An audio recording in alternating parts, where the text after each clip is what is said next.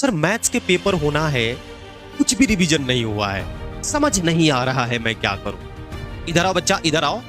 अगले 50 मिनट के दौरान रिलेशन एंड फंक्शन का मैं कंप्लीट रिवीजन कराने वाला हूं। और सिर्फ ऊपर ऊपर से नहीं बच्चा, थ्योरी कॉन्सेप्ट के साथ साथ मैं हर वो क्वेश्चन डिस्कस करूंगा जो इस बार के आपके पेपर में आ रहे हैं।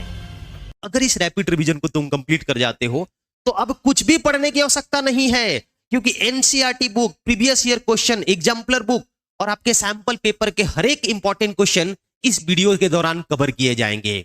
इस चैप्टर के जो आपके 5 सब टॉपिक हैं, आपके सिलेबस में सिर्फ 2 ही टॉपिक बचा है। ये 3 टॉपिक सिलेबस में नहीं है, तो इस वीडियो के दौरान इन 2 topics, relation and there types, function and there types के कॉन्सेप्ट और क्वेश्चन कवर किए जाएंगे। बच्चा, इस 50 मिनट की वीडियो को आप तक पहुंचाने के लिए 15 से 20 घंटा का एफर्ट लगा है, तो प्लीज वीडियो को अंत तक देखना, क्योंकि आपके पेपर में इस चैप्टर के 5 नंबर के सवाल यहीं से आने वाले हैं। तो चलिए शुरू करते हैं। इस चैप्टर का फर्स्ट पार्ट रिलेशन। लेकिन रिलेशन में आगे बढ़ने से पहले हमें यह समझना होगा कि रिलेशन होता क्या है। जैसे रियल लाइफ के अंदर रिलेशन 2 लोगों के बीच में डिफाइन होता है। हो सकता है कि वो 2 लोग अलग अलग फैमिली के हों, जैसे आपका फ्रेंड। हो सकता है कि वो 2 लोग सेम फैमिली से बिलोंग करते हो, जैसे आपके मम्मी, आपके पापा आपके ही फैमिली के मेंबर हैं। वैसे ही मैथ्स के अंदर रिलेशन 2 सेट्स के बीच में डिफाइन होता है। हो सकता है कि 2 अलग अलग सेट हो, set A and set B, या हो सकता है कि वो दोनों सेम ही सेट हो, ए एंड ए। जब बच्चा 2 अलग अलग सेट के लिए डिफाइन होता है तो बोलते हैं relation from set A to B. लेकिन बच्चा सेम सेट के लिए डिफाइन होता है तो इसको बोलते हैं relation from set A to A, या फिर relation on set A. Example के लिए, जैसे बच्चा मैं यहां पर 2 सेट लिया हूं, ए और बी। पहले सेट के अंदर एलिमेंट है 1 2 3, दूसरे सेट के अंदर एलिमेंट है ए एंड बी, और हमने इनके बीच में रिलेशन कुछ इस शर्त पर डिफाइन किया कि जो ऑड नंबर है वो कॉन्सोनेंट से जुड़ेगा और जो इवन नंबर है वो वॉवेल से जुड़ेगा। तो 1 ऑड नंबर है वो बी से जुड़ा, 3 ऑड नंबर है वो बी से जुड़ा, लेकिन 2 इवन नंबर है तो ये वॉवेल्स ए से जुड़ेगा। तो ध्यान से देखो, इसके अंदर टोटल 3 ऑर्डर्ड पेयर बनेंगे। कौन कौन से? 1, बी, 2, ए एंड 3, बी। आया ना? लेकिन ये 2 अलग अलग सेट के लिए डिफाइन हो रहा है। लेकिन बच्चा 2 सेम सेट के लिए हमने लिया एक सेट 1 2 3, तो दूसरी तरफ भी 1 2 3 होगा। हमने कुछ इस तरह से डिफाइन कर दिया कि 1, 2 और 2, 3, लेकिन 3 किसी से एसोसिएटेड नहीं है, तो इसमें सिर्फ और सिर्फ 2 ही ऑर्डर पेयर दिखाई देगा। क्लियर हो रहा है क्या? मतलब कि अगर 2 सेट हो, पहला सेट 1 2 3, दूसरा सेट ए, बी, हो सकता है कि ये दोनों सेट सेम हो। तो बच्चा रिलेशन होता क्या है? रिलेशन होता है इस कार्टेशियन प्रोडक्ट का सबसेट। कार्टेशियन प्रोडक्ट क्या होता है सर? तो पहले सेट से दूसरे सेट के बीच में जितने पॉसिबल ऑर्डर पेयर बना सकते हो। कितना बन सकता था? 1, A 1, B, 2, A 2, B, 3 into 2, total 6 order pair बनेगा। आया ना? और जो भी आप रिलेशन लिखने जाएंगे, इनमें से ही कोई ना कोई ऑर्डर पेयर, कुछ ऑर्डर्ड पेयर्स उस रिलेशन के अंदर दिखाई देंगे। जैसे बच्चा यहां पर हमने एक रिलेशन लिखा R1 1, ए 3, ए। क्या ये रिलेशन है? पहले ये बताइए सर। पहले वाले में क्या था हमारे पास? पहले वाले में सर 1 2 3 था। 1 किससे जुड़ा हुआ है? ए से। 2 किससे जुड़ा हुआ है? किसी से नहीं सर। 3 किससे जुड़ा हुआ है? ए से। बताओ, क्या ये 2 ऑर्डर्ड पेयर इस कार्टेशियन प्रोडक्ट के अंदर आ रहे हैं क्या? बिल्कुल आ रहे हैं। इसलिए कहलाएगा ये R1 रिलेशन है। किसके बीच में? From A to B. Relation from A to B. लेकिन R2 ध्यान से देखो, R2 ध्यान से देखो। R2 में 1 किससे जुड़ा हुआ है? 1 एसोसिएटेड है बी से। 2 किससे बच्चा? बी से। 3 किससे बच्चा? 3 भी बी से। अरे क्या बात कर रहे हैं सर, क्या ये भी 3 ऑर्डर पेयर इसके अंदर है क्या? बिल्कुल है, तो ये भी रिलेशन है। लेकिन मान लो 3 का शर्त होता कि हम सी से जुड़ेंगे, तो क्या वो इस कार्टेशियन प्रोडक्ट के अंदर 3, सी कहीं दिख रहा है? नहीं दिख रहा है, इसलिए वो रिलेशन नहीं कहलाएगा। तो होप सो कि समझ गए होंगे रिलेशन क्या है। रिलेशन सर ये सबसेट है किसका? ए क्रॉस बी का। ये डेफिनेशन है बच्चा।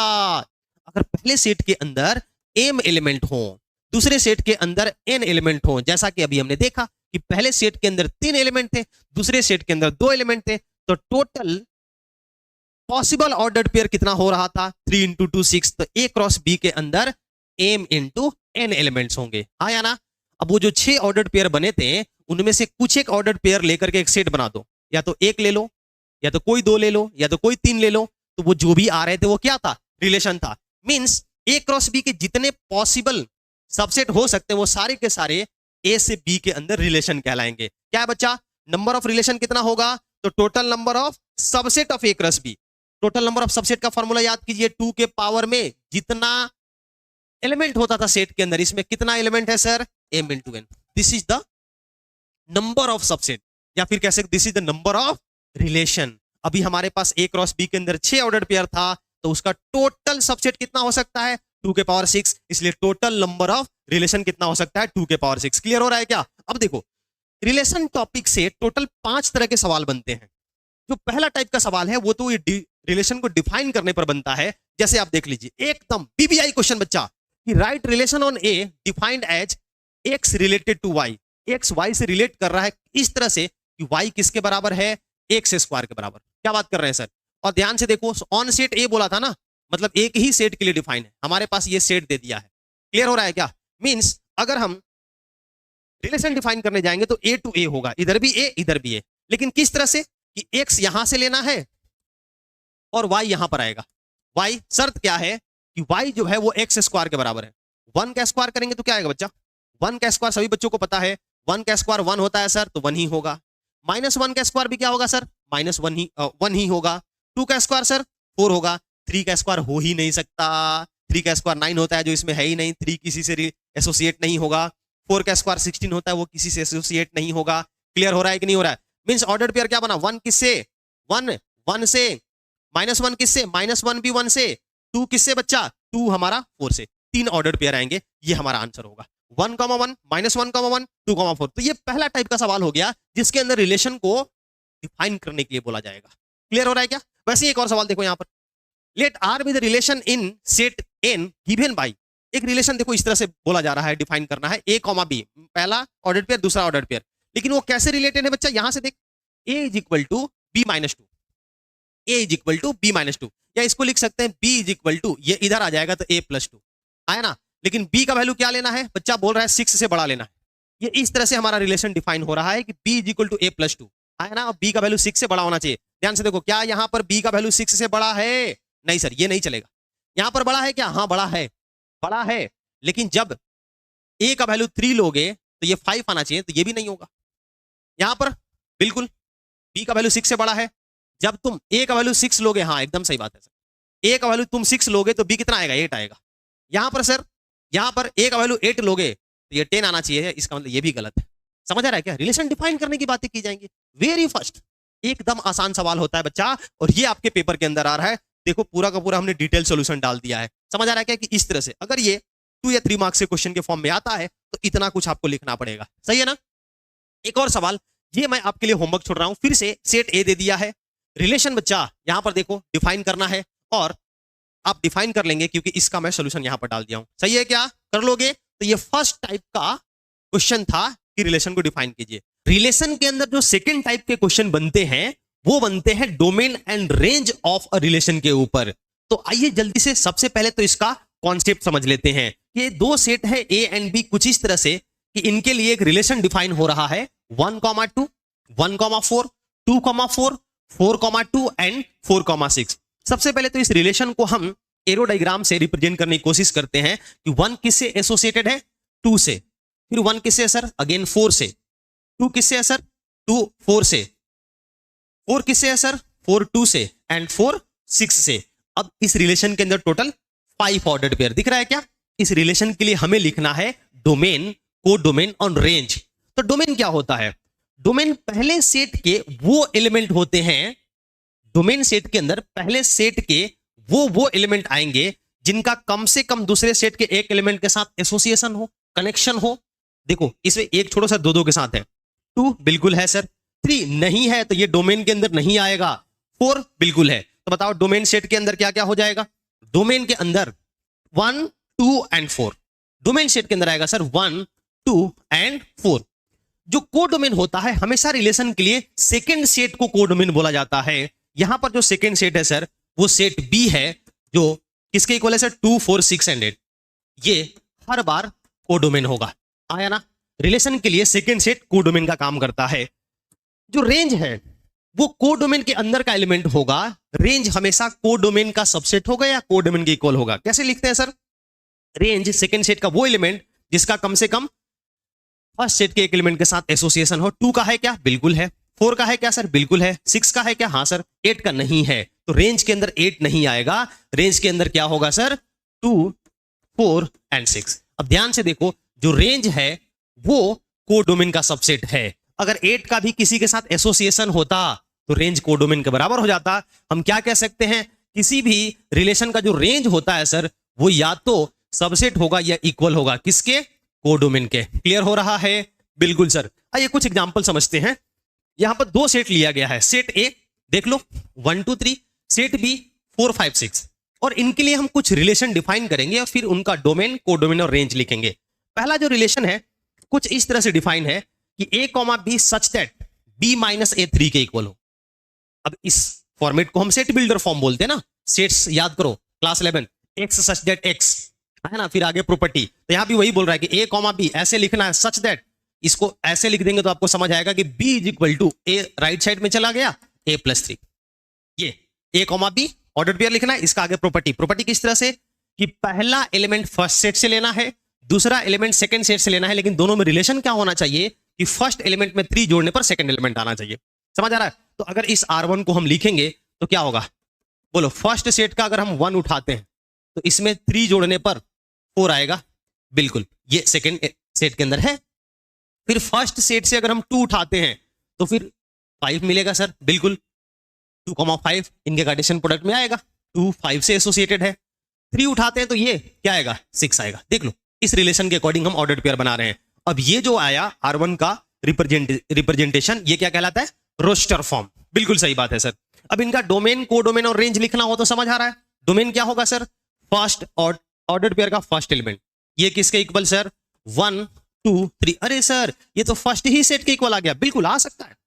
डोमेन फर्स्ट सेट के अंदर का एलिमेंट होता है, तो हो सकता है सारे के सारे एलिमेंट जिस दिन आ जाएंगे वो फर्स्ट सेट होगा। कोडोमेन तो हर बार सेट बी होता है, तो ये किसके इक्वल सर? हमारे पास 4 5 एंड 6 था। और जो रेंज है इस बार आया है सर 4 5 6, और ये बिल्कुल इस बार कोडोमेन के इक्वल आ गया। समझ रहे हैं क्या? अच्छा, ये देखो, एक और ये देखो, R2 कुछ इस तरह से डिफाइन है बच्चा। a comma B such that b minus A 4 के इक्वल हो। मींस b किसके इक्वल हो जाएगा? a प्लस 4 के। देखो देखो, समझ आएगा एकदम अच्छे से बच्चा। यहां पर आप R2 लिख के दिखाइए। R2 क्या होगा? लिखिए, पॉज करके आप लिख सकते हो। b is equal to a plus 4। पहला एलिमेंट अगर 1 लेंगे तो 4 ऐड करने पर वो 5 से एसोसिएटेड होगा। आया ना? बिल्कुल सर। अगर 2 लेंगे तो वो 6 से एसोसिएटेड होगा, लेकिन सर 3 लेंगे तो 7 है कहां? 3 की शर्त है 7 से जुड़ने की। इसका मतलब 3 किसी से एसोसिएटेड नहीं होगा सर। इस रिलेशन के अंदर सिर्फ 2 ही ऑर्डर्ड पेयर आएंगे। क्या इसका डोमेन आपको दिख रहा है? 1, 2। रेंज दिख रहा है 5, 6। कोडोमेन तो इस बार भी सेट बी ही होगा। क्लियर हो गया क्या? लेकिन जो तीसरा रिलेशन है कुछ इस तरह से है। यहां पर देखो बच्चा, क्या है sir? b is equal to कितना हो गया? a minus 3। b को हम राइट साइड में लेके चले गए, 3 को लेफ्ट हैंड साइड। तो यहां से हमारा जो R3 आ रहा है, देखो अगर a का वैल्यू हम 1 लेते हैं तो b तो यार -2 आएगा, किसी से नहीं जुड़ेगा। 2 लेते हैं तो बच्चा -1। 3 लेते हैं 0, इसका मतलब ये खाली डब्बा है। ये बच्चा 5 है, 5। समझ आएगा क्या?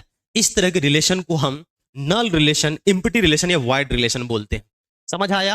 क्लियर? क्लियर है बच्चा पूरी तरह से? तो ये है डोमेन, कोडोमेन और रेंज। इसके ऊपर सवाल कैसे, देखो ये पीबीआई क्वेश्चन, हर वो क्वेश्चन जो आपके एनसीईआरटी के अंदर इंपॉर्टेंट है, आपके पीवाईक्यूज या फिर सैंपल पेपर के अंदर बच्चा सब कुछ इसके अंदर डाला गया है। देखो ये सवाल कह रहा है कि एक रिलेशन कुछ इस तरह से डिफाइन करना है आपको कि a कॉमा a क्यूब है।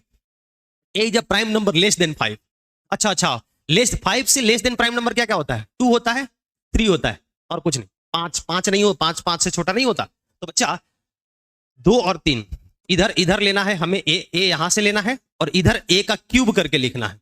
तो जब हम 2 का क्यूब करेंगे तो क्या आएगा? 8। 2 8 से एसोसिएटेड है और 3 का क्यूब करेंगे तो ये 27। 2 ही ऑर्डर पेयर इसके अंदर दिखेगा। कौन कौन से बच्चा? 2,8 एंड 3,27। कुछ इस तरह से आपको सब्जेक्टिव क्वेश्चन के लिए एक्सप्लेन करना होगा। सही है ना? वैसे ही देखो ये सेकंड क्वेश्चन कर लोगे या नहीं कर लोगे? बिल्कुल कर लेंगे सर। x + 2y 8 है। कुछ इस तरह से है कि natural number two natural number है बच्चा। नेचुरल नंबर इधर भी लेना है, नेचुरल नंबर इधर भी लेना है। अगर x का वैल्यू तुम 1 लेते हो, चलो इसको ऐसे लिख लेते ना, इसको लिख लेते हैं बच्चा 2y is equal to 8 minus X. तो y इज इक्वल टू क्या हो जाएगा 8 माइनस एक्स बाय 2, कुछ इस तरह से होगा। अब ध्यान से देखो x का वैल्यू 1 लेंगे ना तो y नेचुरल नंबर नहीं आएगा, इधर भी नेचुरल नंबर और बच्चा इधर भी नेचुरल नंबर, तो हमें x का वैल्यू मजबूरन इवन ही लेना पड़ेगा। मींस डोमेन के अंदर क्या आएगा सिर्फ 2 रखोगे तभी y का वैल्यू नेचुरल नंबर आ सकता है, 4 रखोगे तभी y का वैल्यू नेचुरल नंबर आ सकता है, 6 रखोगे तभी आ सकता है। सर आगे भी रख सकते हैं क्या? नहीं, 8 रखोगे तो फिर 0 और 8 से बड़ा रखोगे तो बच्चा निगेटिव आने लग जाएगा। तो 2 बताइए किससे जुड़ा? 2 रखोगे तो ये 6/2 3 आ गया सर, 2 का एसोसिएशन 3 के साथ में है, बहुत बढ़िया सर। 4 रखोगे तो 4/2 2 होता है, 4 का 2 के साथ में है सर एसोसिएशन। और जब बच्चा 6 रखोगे तो 2/2 इसका 1 के साथ एसोसिएशन है। तो देखिए इस रिलेशन के अंदर सिर्फ 3 ही ऑर्डर पेयर हैं, लेकिन सर पूरा का पूरा एक्सप्लेन करके ऐसे लिखना होगा। और इसका जो आंसर आ रहा है देखो 2 3 से, 4 2 से और 6 1 से, 2 3 से, 4 2 से और 6 1 से। क्लियर हो रहा है कि नहीं हो रहा है? तो ये इनका इसका क्या लिखना था? रेंज लिखना था। तो रेंज क्या है 1 2 3, रेंज बच्चा रेंज, ये देख 1 2 3 3 2 1। आया समझ? क्लियर हो रहा है? आइए ये देखिए एक देखिए यहां पर इसका बोल रहा है X square plus Y square क्या होना चाहिए 25, कुछ इस तरह से रिलेशन लिखना है। फिर इसका डोमेन भी पूछ रहा है और रेंज भी पूछ रहा है, एमसीक्यू के फॉर्म में है, इसका एक्सप्लेनेशन यहां दिया हुआ है। तो पीडीएफ डाउनलोड कीजिएगा तो एक बार देखिएगा, खुद से अटेम्प्ट कीजिएगा। क्लियर है ना? थर्ड टाइप का क्वेश्चन जो बनता है वो बनता है बच्चा टाइप्स ऑफ रिलेशन के ऊपर, और ये बहुत इंपॉर्टेंट है। इस पर सीबीएसई ने भर भर के सवाल पूछा है। तो पहले तो इसका कॉन्सेप्ट समझ लेते हैं कि रिलेशन कितने तरह के होते हैं। जो इंपॉर्टेंट वाले रिलेशन हैं वो 3 तरह के होते हैं, रिफ्लेक्सिव, सिमेट्रिक और ट्रांजिटिव। और सीबीएसई इन्हीं तीनों के ऊपर ही सवाल पूछता है। और मजेदार बात क्या है कि तीनों रिलेशन सेम सेट के लिए डिफाइन होता है, means from set A to A. लेकिन 2 छोटे छोटे रिलेशन भी हैं, empty relation and universal relation, और ये दोनों set A to set B अलग अलग सेट के लिए डिफाइन हो सकता है। तो सबसे पहले ये छोटे छोटे को ऐसे ही समझ लेते हैं वर्बली।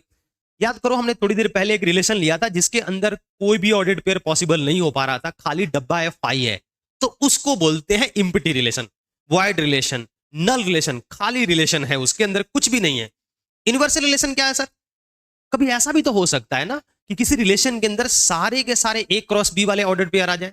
जैसे अभी हमने जो ए क्रॉस बी लिया था 6 ऑर्डर्ड पेयर, अगर वो 6 के 6 ऑर्डर्ड पेयर किसी रिलेशन के अंदर आ गया तो वो सबसे बड़ा रिलेशन होगा, उसको बोलते हैं यूनिवर्सल रिलेशन। इन पर सवाल नहीं बनता है, क्वेश्चन बनता है रिफ्लेक्सिव, सिमेट्रिक और ट्रांजिटिव पर। और अगर कोई रिलेशन इन तीनों ही कैटेगरी को, तीनों ही कंडीशन को फुलफिल करता है तो एक चौथा टाइप का रिलेशन डिफाइन होता है जिसको कहते हैं इक्विवेलेंस रिलेशन। तो आइए एक एक करके इन तीनों को और चौथा इक्विवेलेंस रिलेशन को समझते हैं। सबसे पहले आपको पता है बच्चा ये तीनों किन के लिए डिफाइन होते हैं? ए टू ए के लिए। आया ना? एकदम आसान है सर। कभी भी ये तीनों रिलेशन 2 अलग अलग सेट के लिए डिफाइन नहीं होंगे। पहला रिफ्लेक्सिव रिलेशन क्या है सर? कि एक ऐसा रिलेशन जिसके अंदर जिस सेट के लिए वो रिलेशन डिफाइन हो रहा है उसके सारे के सारे रिपीटेड ऑर्डर पेयर मौजूद हों। क्या कह रहे हैं sir? R A comma A for every A belongs to A. Sir समझ नहीं आया, आइए एग्जांपल समझने की कोशिश करते हैं कि एक सेट है 1 2 3, इसके लिए 2 रिलेशन हमने यहां पर डिफाइन करके दिखाया है। अब ये पता करना है कि रिफ्लेक्सिव है कि नहीं है।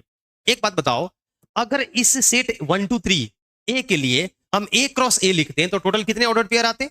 3 into 3 9 ऑर्डर पेयर। और इन 9 ऑर्डर पेयर में 3 ऐसे ऑर्डर पेयर होते हैं जो कि रिपीटेड होते हैं, 1,1 2,2 और 3,3। ये तीनों के तीनों तो मौजूद होने ही चाहिए, बाकी है या नहीं है उससे कोई मतलब नहीं है। रिफ्लेक्सिव तभी कहलाएगा जब वो तीनों के तीनों रिपीटेड ऑर्डर पेयर हो। ध्यान से देखो R1 में 1,1 2,2 3,3 तीनों है, इसलिए R1 रिफ्लेक्सिव कहलाएगा। लेकिन R2 के अंदर ध्यान से देखिए 1,1 है 2,2 है लेकिन 3,3 नहीं है, इसलिए R2 बच्चा हमारा रिफ्लेक्सिव नहीं होगा। अगर इसका रीजन लिखना होगा तो लिखेंगे 3,3 does not belongs to R2। Clear है क्या? क्लियर हो रहा है? रिफ्लेक्सिव किसको बोलते हैं? वैसे सिमेट्रिक, सिमेट्रिक भी आसान है बच्चा। क्या है? रिपीटेड के अलावा कोई अगर नॉन रिपीटेड ऑर्डर पेयर आया, क्या कह रहे हैं सर? कि अगर ए कॉमा बी रिलेशन के अंदर है तो उसका मिरर इमेज उल्टा बी कॉमा ए भी रिलेशन के अंदर होना चाहिए। ए बी से रिलेटेड है तो बी ए से रिलेटेड होना चाहिए। फिर से वही सेट और 2 अलग अलग रिलेशन हमने लिया। रिपीटेड से मतलब नहीं है, यहां पर ये नॉन रिपीटेड है, तो क्या इसका 2,1 मौजूद है क्या? बिल्कुल मौजूद है। रिपीटेड से कोई लेना देना नहीं है, रिपीटेड को हटा दो। तो 1,2 का 2,1, इसलिए R1 इज क्या है बच्चा? Symmetric relation. यहां पर सर ये रिपीटेड है, इसको हटा दो। ये 1,3 का 3,1 आया ना, लेकिन सर 2,3 का 3,2 मौजूद नहीं है, इसलिए R2 हमारा सिमेट्रिक नहीं कहलाएगा। क्लियर हुआ क्या? सही है ना? हर एक ए बी का बी ए मौजूद होना चाहिए, तब वो सिमेट्रिक कहलाता है। तो ये दोनों बेहद आसान है। तीसरा है ना, इसी सेट ए के लिए डिफाइन कर रहे थे हम लोग, ये दोनों को दोनों रिलेशन एकदम क्लियर हो गया। तीसरा है बच्चा ट्रांजिटिव रिलेशन। ट्रांजिटिव रिलेशन थोड़ा ध्यान से समझना होगा। इधर फोकस फोकस बच्चा, नजर स्क्रीन पर प्लीज। इधर क्या कह रहा है कि अगर किसी रिलेशन के अंदर A B belongs to R, अगर किसी रिलेशन के अंदर ए बी से रिलेट कर रहा है और बी सी से रिलेट कर रहा है, तो बच्चा ध्यान दीजिए, तेरे नाम पर खत्म, तेरे नाम से शुरू, क्या कह रहा है? ए बी से, बी सी से, तो फिर बच्चा पहला और आखिरी वाला ए सी से रिलेट करना चाहिए, तब जाकर के वो रिलेशन ट्रांजिटिव कहलाएगा। और मान लीजिए सर ऐसा ए बी और बी सी है ही नहीं, तो बच्चा अगर ए बी और बी सी का संयोग नहीं बन रहा है, तो ध्यान से इफ कह रहा, अगर इफ देन दिस नहीं है तो वो जन्मजात ट्रांजिटिव है। इस बात को समझिए। आइए एग्जांपल समझने की कोशिश करते हैं। देखो देखो, वही सेट हमारा 1 2 3, उसमें R1 देखो, R1 बच्चा, हमें रिपीटेड से कोई मतलब है नहीं सर, पहले रिपीटेड हटा दीजिए। 1,2 देखो देखो देखो, 1,2 किसी से, ये 2 कहीं पर 2 से शुरू हो रहा है क्या? नहीं सर, ये 2 से शुरू नहीं हो रहा है। ये किसी के साथ ए बी बी सी का संयोग नहीं बना रहा है। सर 1,3, हाँ यहां पर मिल गया, तो 1,3 3,2, तो क्या चाहिए? 1,2, हाँ है, क्लियर है ना? अच्छा इसका देखते हैं, 3,2 किसी और के साथ मिल रहा है क्या बच्चा? 3,2 2 से कोई शुरू हो रहा है? नहीं, सिर्फ और सिर्फ एक ही ए बी बी सी का पेयर बन रहा था। कहां पर? कहां पर? ध्यान से देख बच्चा, यहां पर हम लोग एक ही ए बी बी सी का पेयर बना पा रहे थे। 1,3 किससे? 3,2 से। तो क्या चाहिए इसके लिए? ये दोनों मैच कर गए ना, तो 1,2 चाहिए। क्या 1,2 इसके अंदर था कि नहीं था? बिल्कुल था, और कहीं नहीं बन रहा है। सबसे पहले तो आप रिपीटेड वाले को हटाओ, फिर नॉन रिपीटेड वाले में सिर्फ ये चेक करना होगा। आया समझ? क्लियर है? ए बी बी सी है तो ए सी चाहिए, और अगर ए बी बी सी बन ही नहीं रहा है, मान लो ऐसा संयोग बनता ही नहीं, तो अपने आप वो ट्रांजिटिव हो जाता। क्लियर है क्या? अच्छा तो R2 को देखो, R2 को देखो, पहले तो ये रिपीटेड वाले को हटा दो, रिपीटेड वाले को हटाओ। यहां पर 1,3 और 3,2, क्या ये मैच किया? क्या मैच किया? क्या चाहिए? हाँ ध्यान से देख बच्चा, 1,3 और 3,2 ये बन गया पेयर, लेकिन बालक हमारे पास 1,2 रिलेशन के अंदर है ही नहीं। 1,2 चाहिए, क्या रिलेशन के अंदर है? नहीं है, तो बच्चा ये हमारा ट्रांजिटिव नहीं कहलाएगा। ए बी बी सी है लेकिन ए सी नहीं है, A B B C, A B B C लेकिन ए सी नहीं है, तो ये ट्रांजिटिव नहीं कहलाएगा। ट्रांजिटिव चेक करते टाइम हमेशा क्रिटिक्स की नजर से देखो। कैसे sir? A B B C के मान लो 3-4 को पेयर बन रहे हैं, 3 पेयर के लिए ए बी का बी सी ए सी मौजूद है, लेकिन चौथे के लिए ए बी बी सी के लिए ए सी मौजूद नहीं है, तो फिर वो ट्रांजिटिव नहीं कहलाएगा। आप 5 या 6 पेपर में एग्जाम दे रहे हो, 4 पेपर में पास कर गए, 5वें पेपर में कोई बच्चा फेल कर गया, क्या वो पास कहलाएगा? क्या नहीं। वैसे ही ट्रांजिटिव के लिए हर ए बी बी सी का ए सी मौजूद होना चाहिए। होप कि आप समझे होंगे। क्लियर है ना? सही है। और चौथा जो होता है दैट इज इक्विवेलेंस रिलेशन। क्या होता है सर? अगर कोई रिलेशन पिछले तीनों शर्तों को फुलफिल कर रहा है, क्या बच्चा? कोई रिलेशन रिफ्लेक्सिव भी है, सिमेट्रिक भी है और ट्रांजिटिव भी है, तो ऐसे रिलेशन को हम इक्विवेलेंस रिलेशन कहते हैं। जैसे यहां पर देखिए R1, इसके अंदर 1 1 2 2 3 3 रिफ्लेक्सिव के साथ को पूरा कर रहा है, वही सेट है हमारा 1 2 3।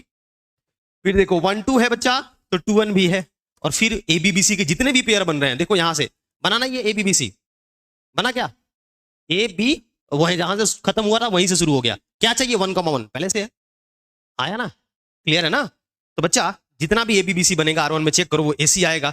वैसे जितना भी ए बी बी सी इसमें बनेगा, देखो तो क्या ये है? क्या है? बिल्कुल है सर। यहां पर देखो ये बन रहा है, और इनके साथ भी बना रहा है।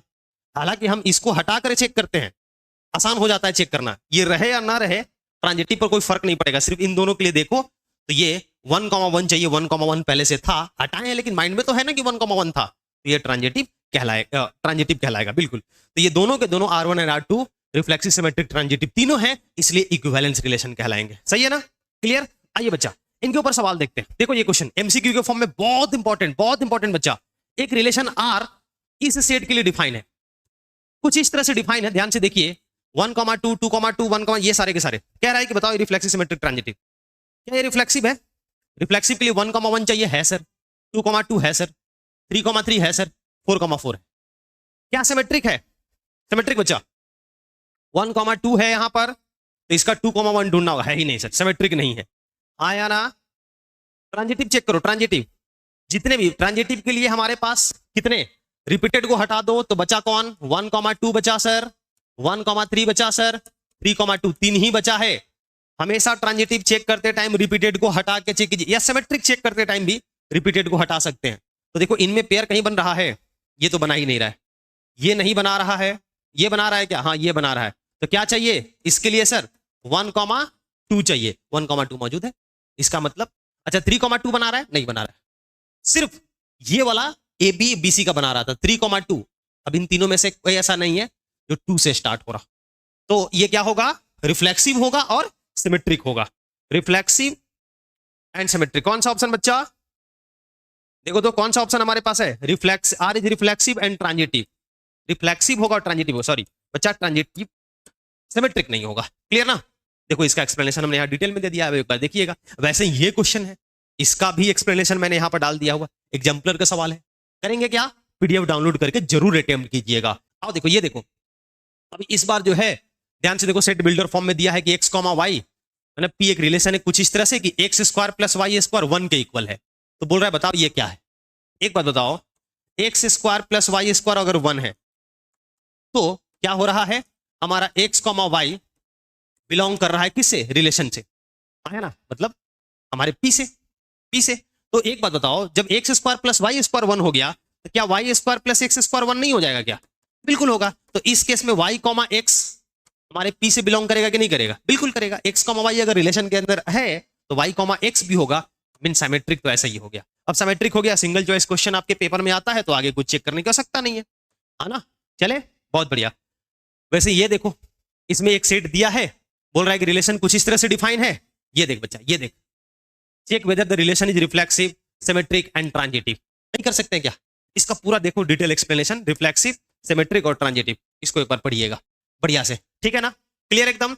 यहां पर एक और क्वेश्चन देखो, एक रिलेशन इस तरह से डिफाइन है on set of real number कि X comma Y such that X into Y जो है रैशनल है, एक्स इंटू वाई क्या है, इरेशनल है। एक बात बताओ, रिफ्लेक्सिव चेक करने के लिए किसी भी ऑर्डर्ड पेयर का खुद के साथ रिलेशन एसोसिएशन होना चाहिए। बताइए 2 को हम 2 से मल्टीप्लाई करेंगे तो क्या होगा, रियल नंबर बोला है ना, तो रियल नंबर 2 होता है, 2 को 2 से मल्टीप्लाई करेंगे तो क्या ये इरेशनल आ रहा है क्या, नहीं आ रहा है, इसलिए 2,2 इसमें नहीं होगा, मतलब रिफ्लेक्सिव नहीं है, इसका मतलब रिफ्लेक्सिव नहीं है।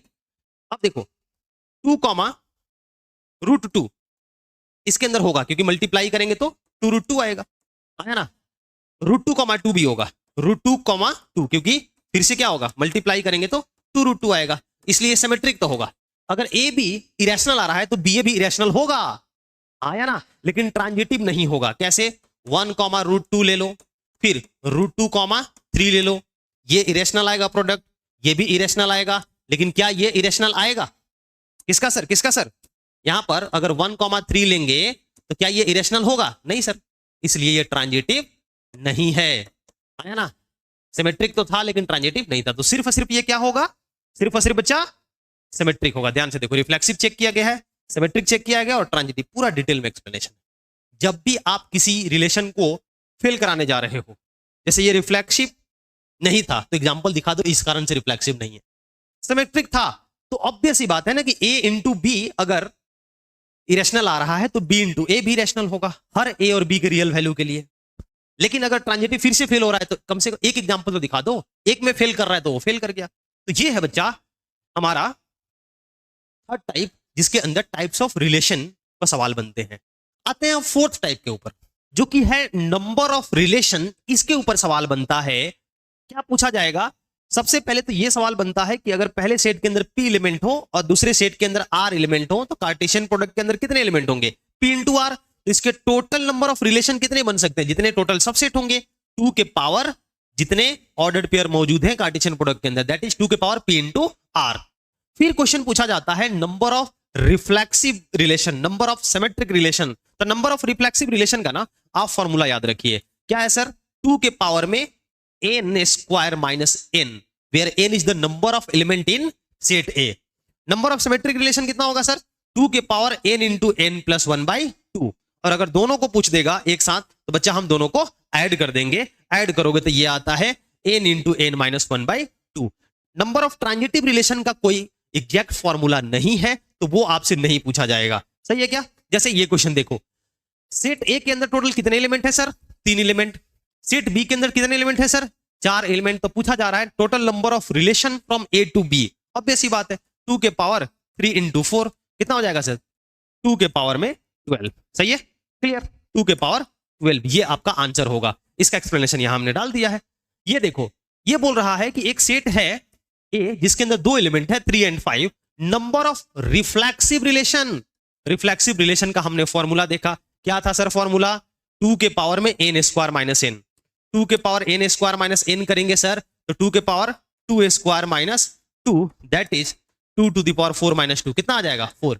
ये आपका आंसर है। देखो हमने यहां पर एक्सप्लेनेशन डाल दिया है, ठीक है। नहीं सर, एक्सप्लेनेशन की जरूरत नहीं पड़ेगी, हमने फॉर्मूला डाला है, फॉर्मूले से हम निकाल लेंगे, क्लियर। अगला जो क्वेश्चन है देखो कितना खूबसूरत है यार, जिसके अंदर पूछा गया maximum number of equivalence relation, और इसका तो हम फॉर्मूला ही नहीं जानते। तो बच्चा इसके लिए हमेशा आपको काउंट करना पड़ेगा। सबसे पहले कि इसके अंदर अगर ये इक्विवेलेंस रिलेशन बनना चाहता है तो 1,1 होना चाहिए, 2,2 होना चाहिए, 3,3 होना चाहिए, समझ आ रहा है क्या। तो ये जितनी पॉसिबिलिटीज हो सकती हैं और इसका एग्जैक्ट एक्सप्लेनेशन मैं यहां पर डाल दिया हूं, देखो ये है, सही है क्या। लेकिन बच्चा जब ये एमसीक्यू के फॉर्म में आएगा ना तो मैं आपको हैक बता रहा हूं, डायरेक्ट उस हैक से इसका आंसर बता सकते हैं। क्या है सर, हैक कहो या शॉर्टकट कहो बच्चा, क्या करना है कि इस तरह से आपको एक बनाना है टेबल। क्या है बच्चा कि 1 और इसको नीचे उतार दो 1 और इन दोनों को जोड़ करके यहाँ 2।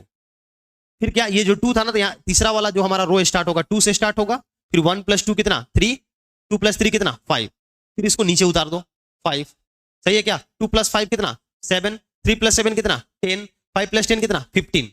अब देखो ये जो है ना ये जो आपको दिखाई दे रहा है, this is the number of equivalence relation.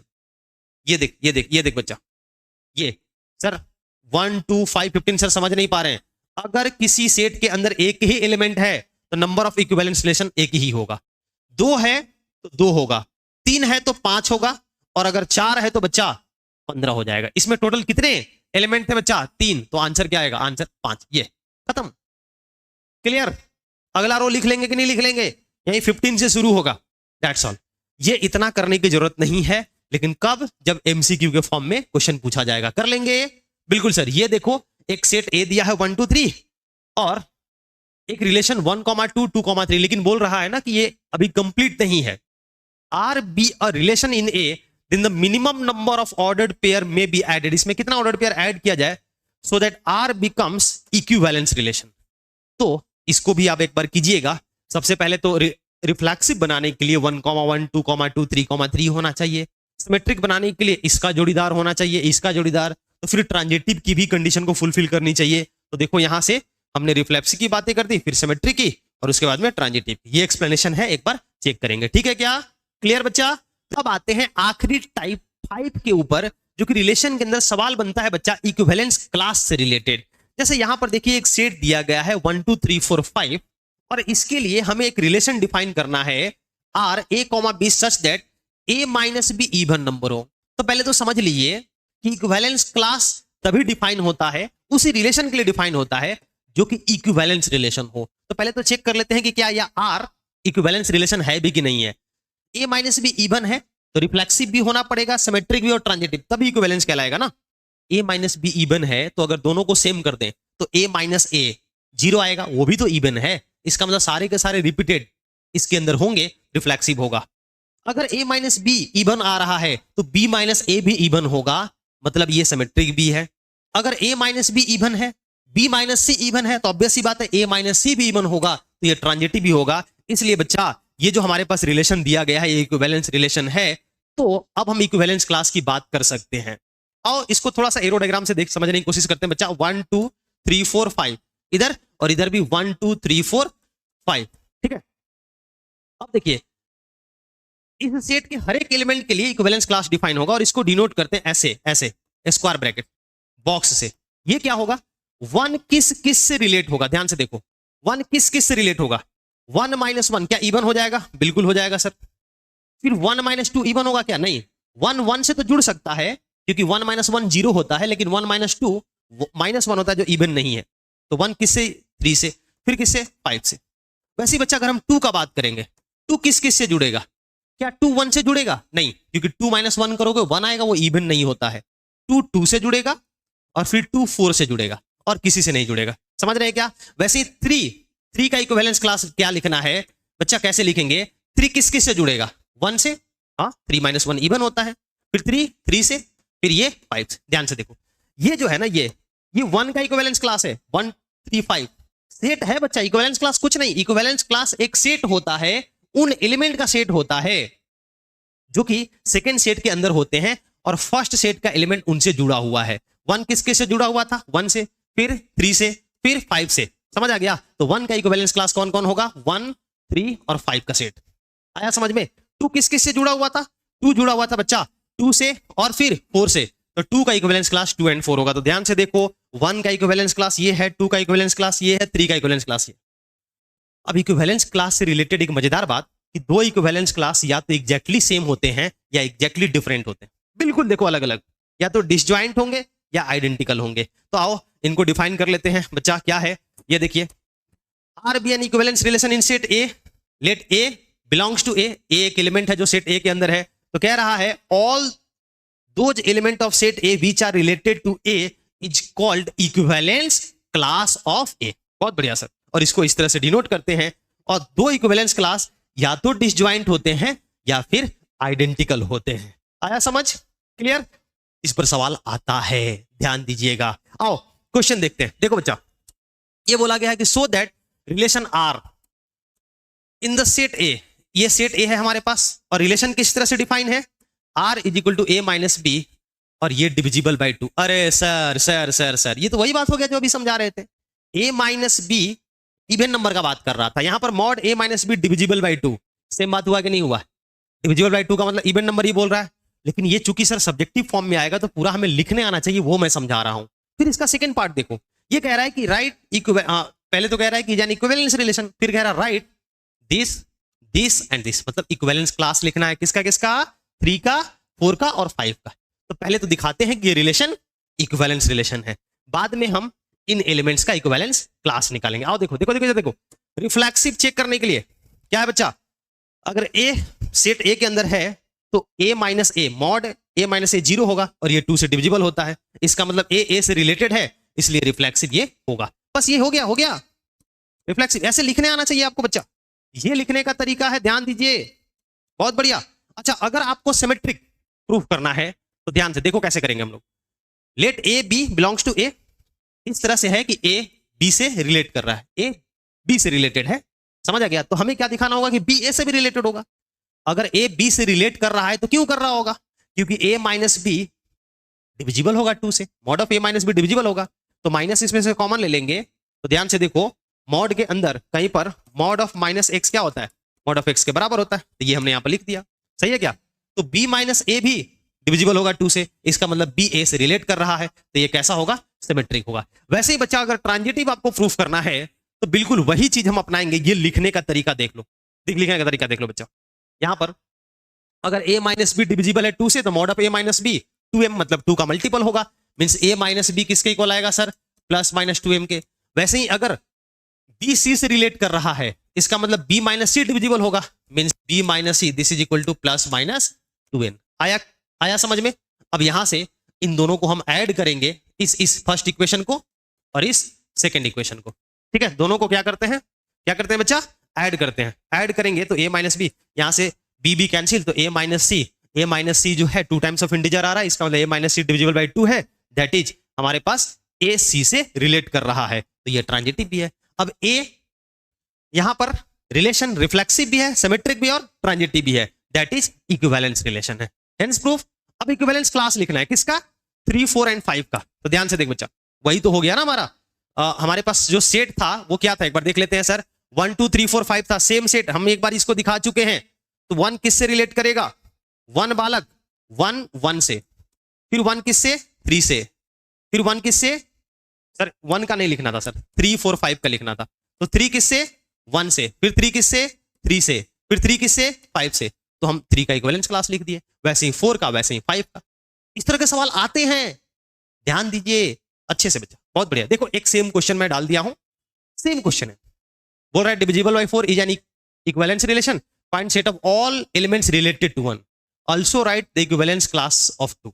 ये सेम क्वेश्चन हो गया कि जो 1 से रिलेट कर रहा है उन सभी एलिमेंट का सेट लिखो, इसका मतलब 1 का इक्विवेलेंस क्लास लिखो, या फिर दूसरे शब्दों में यहां पर 2 का इक्विवेलेंस क्लास पूछा है, कर लोगे, हो जाएगा। ये सवाल पूरा का पूरा एक्सप्लेनेशन मैं यहां पर डाल दिया हूं, ठीक है ना। ये आखिरी टाइप का क्वेश्चन ना बच्चा बहुत इंपॉर्टेंट होता है। जब जब सीबीएसई ने इसको पूछा ना, अच्छे अच्छे बच्चे धराशायी हुए। इसके अंदर क्या है ना कि एक सेट दिया है 1 2 3 4, प्रूफ करने के लिए बोला जा रहा है कि are be the equivalence relation on A cross ए। अब इस बार सेट अकेला एक ए नहीं है, कार्टेशियन प्रोडक्ट ही सेट का काम कर रहा है, तो इसके अंदर एलिमेंट भी ऑर्डर्ड पेयर के फॉर्म में होंगे, बिल्कुल होंगे बच्चा। तो बोल रहा है कि एक ऑर्डर्ड पेयर दूसरे ऑर्डर्ड पेयर से तभी रिलेट करेगा, पहले ए बी से रिलेट करता था ना, इस बार ordered pair A B C D से रिलेट कर रहा है। और रिलेट करने का शर्त क्या है ना कि ए प्लस डी किसके बराबर है, बी प्लस सी के बराबर। पहला वाला ध्यान से देखो, ए प्लस डी चौथे वाले के सम के बराबर, सम दूसरे और तीसरे के सम के इक्वल होगा। तो बोल रहा है कि इसको इक्विवेलेंस रिलेशन प्रूफ करो। तो सबसे पहले तो हमें इसको रिफ्लेक्सिव, सिमेट्रिक और ट्रांजिटिव प्रूफ करना होगा। एंड लास्ट में बोल रहा है कि इस ऑर्डर्ड पेयर का इक्विवेलेंस क्लास निकालो। तो बच्चा इसका पूरा मैं एक्सप्लेनेशन डाल दिया हूं, रिफ्लेक्सिव है ना, ये प्रूफ किए हम लोग। उसके बाद में बच्चा सिमेट्रिक प्रूफ किए, ये देखो। उसके बाद में हमने ट्रांजिटिव प्रूफ किए, और उसके बाद जो आखिरी पार्ट है इस क्वेश्चन का कि 1,3 का इक्विवेलेंस क्लास निकालो, ये तरीका है, इसको एक बार देखिएगा। और इस तरह का कुछ और क्वेश्चन मैं डाल दिया हूं यहां पर, है ना, इनके भी एक्सप्लेनेशन यहां मौजूद है, जरूर पीडीएफ से एक बार देखिएगा, बिल्कुल समझ आ जाएगा, ठीक है ना। तो ये था हमारा आखिरी टाइप रिलेशन का। अब आते हैं इस चैप्टर के सेकेंड पार्ट, फंक्शन के ऊपर। ये छोटा सा सेक्शन है, इस चैप्टर में ज्यादा सवाल रिलेशन से पूछा जाता है, लेकिन फंक्शन से भी सवाल पूछा जाएगा, और श्योर शॉर्ट क्वेश्चन जो कि मैं कराने वाला हूं वही आपके पेपर के अंदर आएगा। तो पहले तो कॉन्सेप्ट कि बच्चा फंक्शन होता क्या है ये समझ लें। जैसे हमारे पास यहां पर 2 सेट दिया गया है, ए एंड बी, और इनके लिए हमने कुछ यहां पर रिलेशन डिफाइन किया। ध्यान से देखो, ये क्या है बच्चा, 1 2 3, यहां पर ए एंड बी था। अब ये जो पहला वाला रिलेशन है वो किस तरह से, 1 किससे एसोसिएटेड है, ए से, 3 किससे है बच्चा, ए से। दूसरे वाले रिलेशन के अंदर ध्यान से देखो, 1 2 3 और ये ए बी, 1 किससे एसोसिएटेड है, बी से, 2 किससे है, बी से, 3 किससे है, बी से। समझ आ रहा है क्या। अब ये 2 रिलेशन हैं, दोनों पक्के से ए से बी में रिलेशन है, लेकिन बच्चा ये वाला फंक्शन नहीं है, लेकिन ये वाला फंक्शन है। क्यों, ध्यान से समझिएगा। फंक्शन एक स्पेशल टाइप का रिलेशन होता है जिसके अंदर पहले सेट के हर एक एलिमेंट, क्या कह रहे हैं बच्चा, पहले सेट के हर एक एलिमेंट दूसरे सेट के यूनिक एलिमेंट के साथ एसोसिएटेड हो। कहने का मतलब पहला सेट में कोई खाली नहीं रहना चाहिए, और पहले सेट से हर एक एलिमेंट के साथ एक ही एरो निकले। ऐसे 2 एरो निकल जाएगा ना तो फिर वो फंक्शन नहीं कहलाएगा। ये फंक्शन क्यों नहीं हुआ था, क्योंकि यहां पर ये खाली था। पहले सेट का कोई भी एलिमेंट खाली भी नहीं रहेगा, और पहले सेट के एलिमेंट से 2 एरो भी नहीं निकलेगा, तभी वो फंक्शन कहला सकता है। समझ आ गया क्या। जैसे देखो बच्चा, और मैं पहले तो इसको डिफाइन कर लेते हैं। हाँ, एक बात और छोटा समझ लीजिएगा कि फंक्शन के अंदर 1 का बी इमेज है, और बी का 1 क्या है, प्री इमेज है, बी का 2 प्री इमेज है, बी का 3 प्री इमेज है। मींस हर एक एलिमेंट का एक ही इमेज हो सकता है, 1 एंड ओनली 1, ना तो एक से ज्यादा ना एक से कम। लेकिन प्री इमेज कितना भी हो सकता है, सेकेंड सेट के एलिमेंट के साथ कोई कंडीशन नहीं है, खाली भी रह सकता है, एक से ज्यादा के साथ वो एसोसिएशन भी रख सकता है। तो ये फंक्शन का डेफिनेशन। आओ क्या है बच्चा, function is a special type of relation, every element of set A must have 1 and only 1 image in set B. पहले सेट के एलिमेंट के साथ कंडीशन है, और अगर कोई रिलेशन फंक्शन हो जाता है ना तो उसको एफ ए टू बी ऐसे लिखते हैं, पहला वाला सेट और ये दूसरा वाला सेट। अब कुछ और एक एग्जांपल देखो, यहां पर 4 देखो तो, क्या ये फंक्शन है, बिल्कुल है सर, क्योंकि पहले वाले पर कंडीशन देखना है। क्या ये है, नहीं है सर, क्यों, ये देखो ये फर्जी मिल गया, आया ना ये, हाँ सबके सब एक इधर चलेगा, यहां पर नहीं, ये नहीं है, क्योंकि ये क्या हो गया, खाली हो गया। समझ गया ना।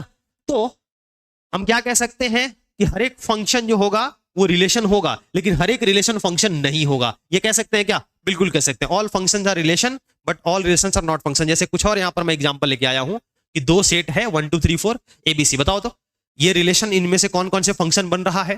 पहला वाला बनेगा क्या? 1 2 3 4 एकदम बनेगा सर।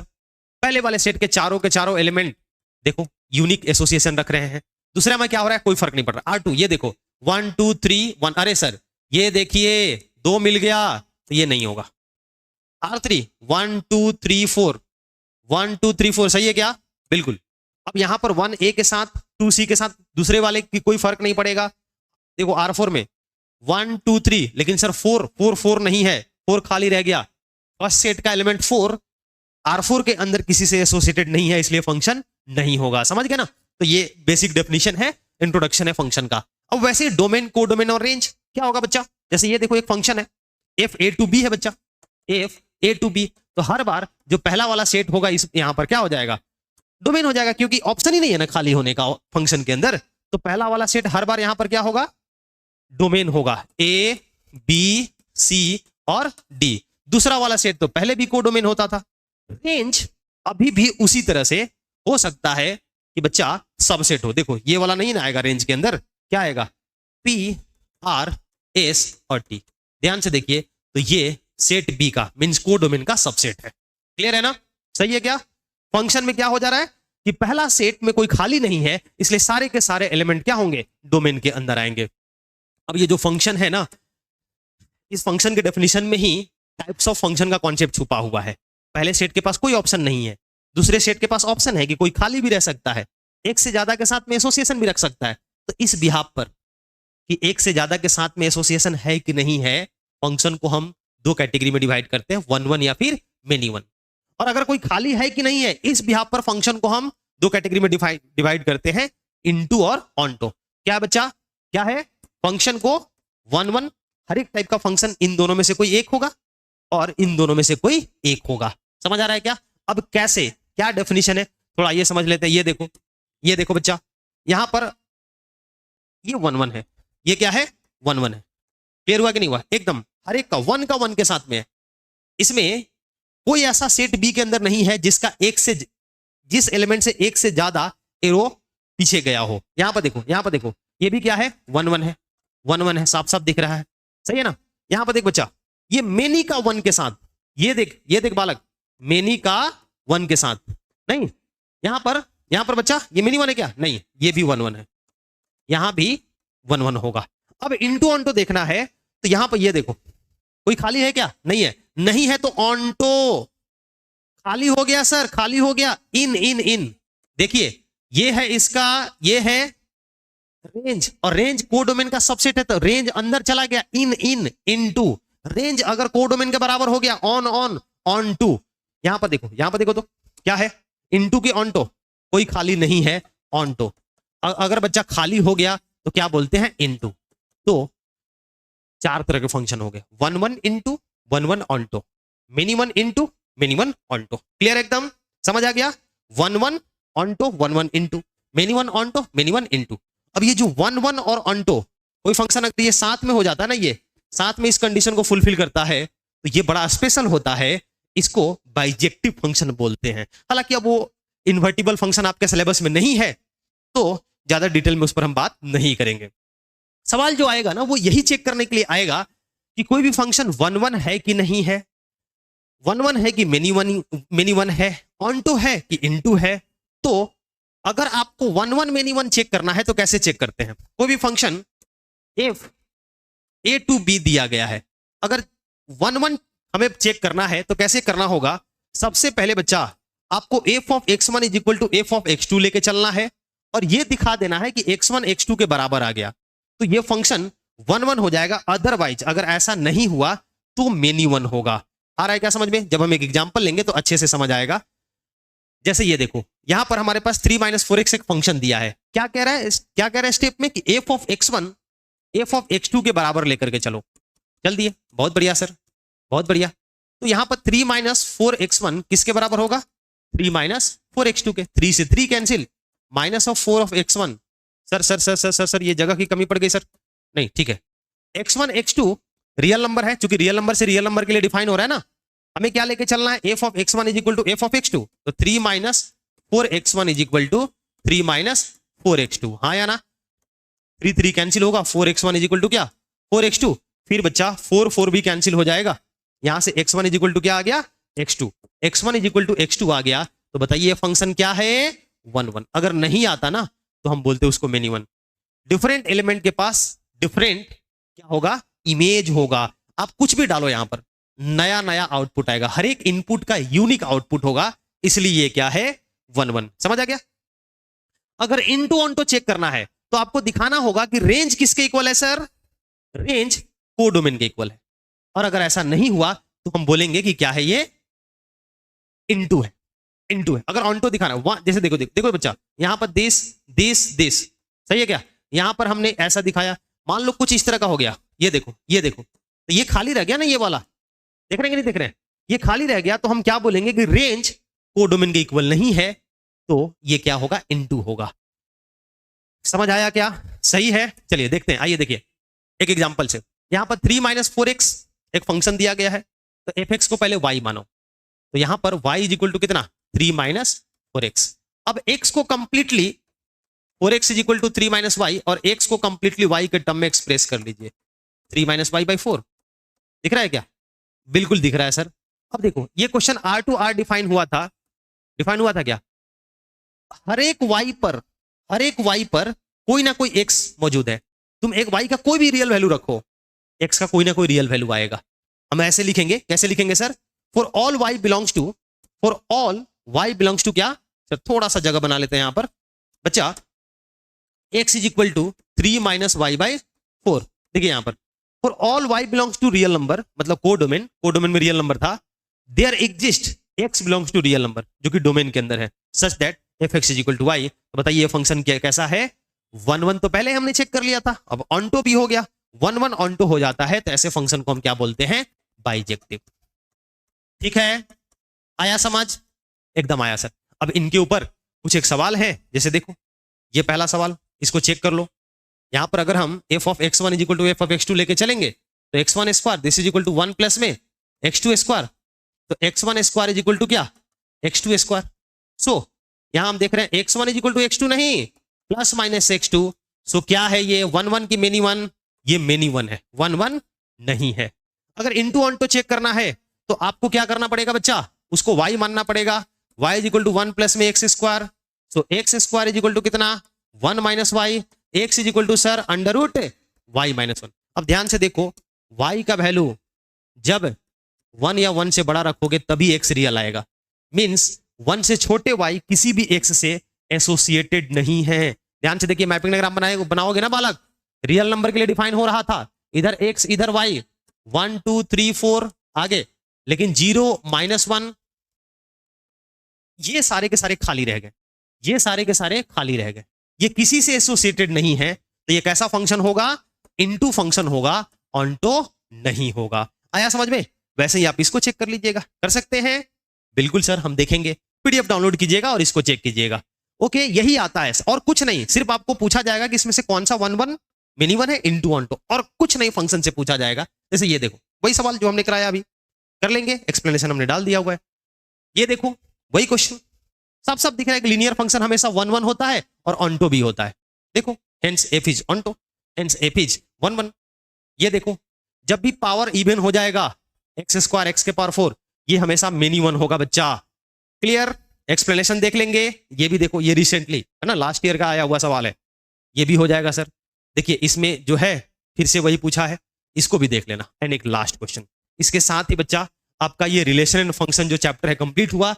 केस स्टडी का मैं 2 क्वेश्चन डाल दिया हूं, आप इसको खुद देखिएगा, बहुत आसान है। हर एक क्वेश्चन 2 केस स्टडी में 4 और 3 7 क्वेश्चन है, सातों का हमने एक्सप्लेनेशन डाला हुआ है, पक्का एक बार देखिएगा।